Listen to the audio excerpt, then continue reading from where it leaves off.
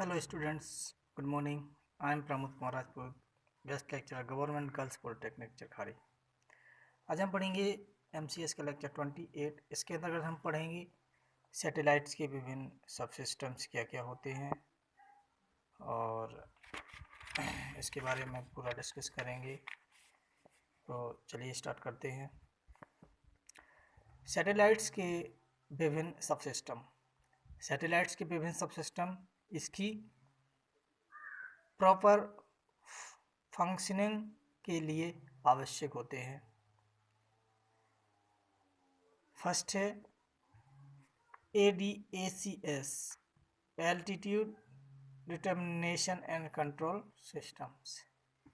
यह सैटेलाइट्स के एल्टीट्यूड के मेजरमेंट और कंट्रोल का काम करता है।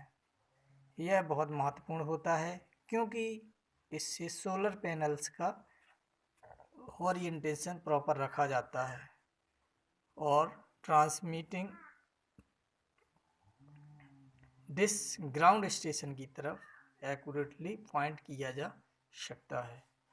ये सैटेलाइट सब सिस्टम है जिसमें ऑन बोर्ड कंप्यूटर्स बहुत सारे एलिमेंट्स से कनेक्टेड रहता है। कम्युनिकेशन सब सिस्टम है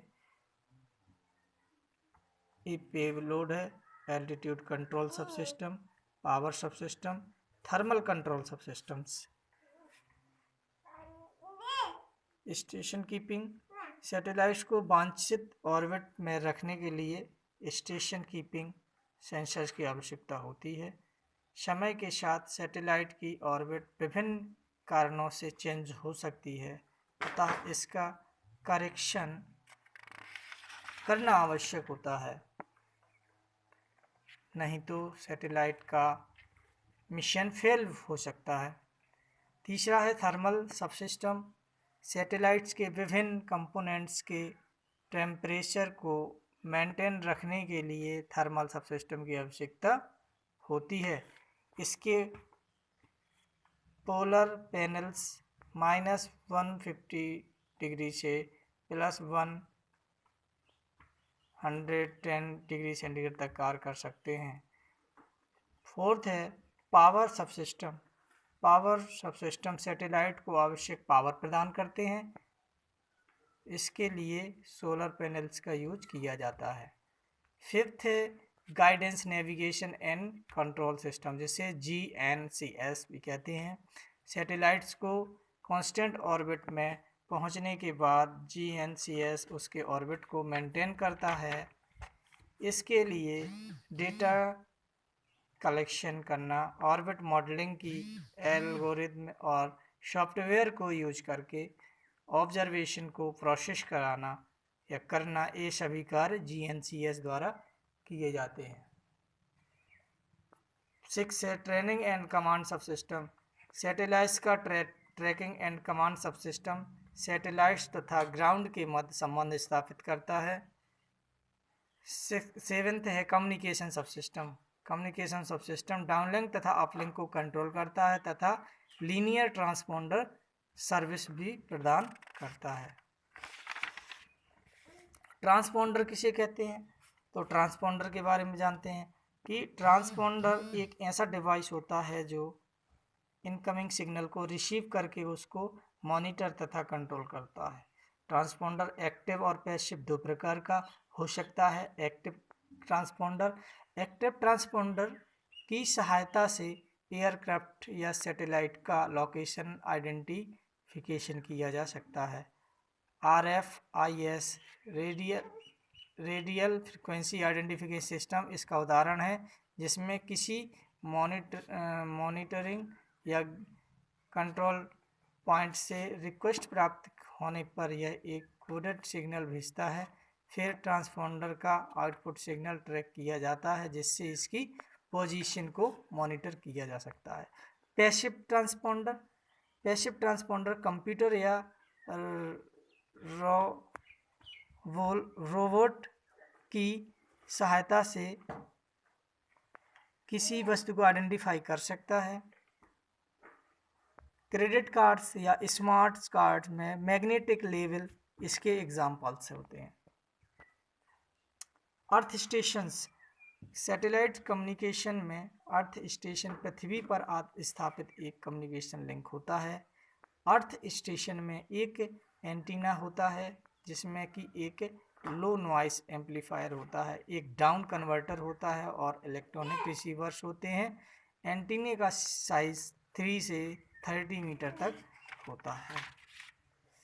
एक अर्थ स्टेशन का ब्लॉक डायग्राम निम्नानुसार प्रदर्शित किया जा सकता है। यह एक एंटीना सिस्टम है। एंटीना सिस्टम के माध्यम से डिफ्लेक्शन को सिग्नल जाता है। सिग्नल ये रिडंडेंसी रिसीवर सब सिस्टम को जाता है और ये ऑटो रिडंडेंसी कंट्रोल्स पे जाकर रिडंडेंसी ट्रांसमिट सिस्टम को दे देता है। फिर इसमें अपलिंक पावर कंट्रोल करता है।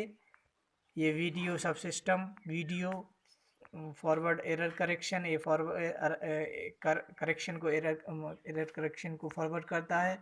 System timing data NCS mux multiplexer और एक पावर सिस्टम है to various block of the system. तो ये सब इसके एलिमेंट्स होते हैं। भू स्टेशन का ब्लॉक डायग्राम देखिएगा। एक भू स्थित का एक डायग्राम है। जी सब सिस्टम कंट्रोल ऑपरेशन टर्मिनल है, नेटवर्क कंट्रोल सब सिस्टम है, रिडंडेंसी पैकेट स्विच है, होस्ट है, मल्टीपल होस्ट इंटरफेस है, वीडियो सब सिस्टम है। Earth station technology.